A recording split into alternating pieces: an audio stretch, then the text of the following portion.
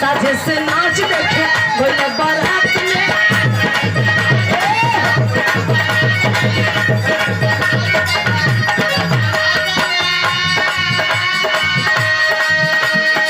भल बाड़ा है हरिया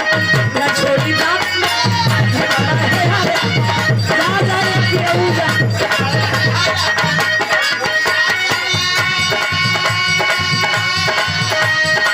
उन्हें को गला भोरा हरिया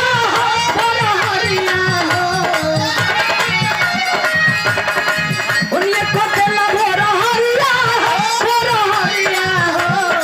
का कमी देख के तू महिला मीठा मीठा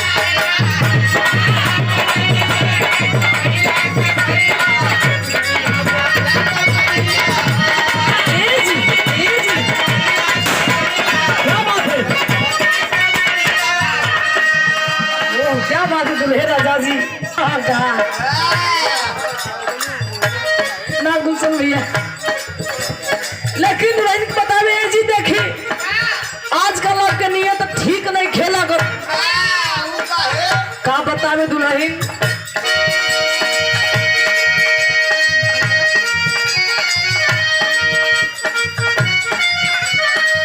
बड़ा ना होश में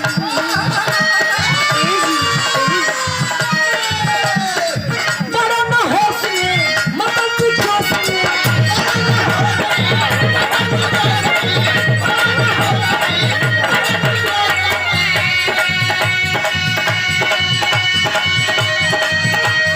लागे न दे बाबू भैया ये रजत भैया कि काम कर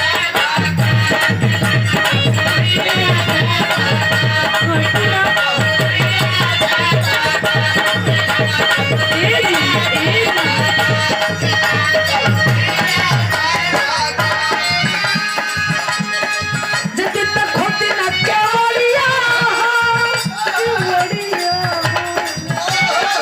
हम ना जाने कि आपके लिए तो ठीक नहीं थे इन से दुल्हन बता रही हम ना जानने की कुछ खोट है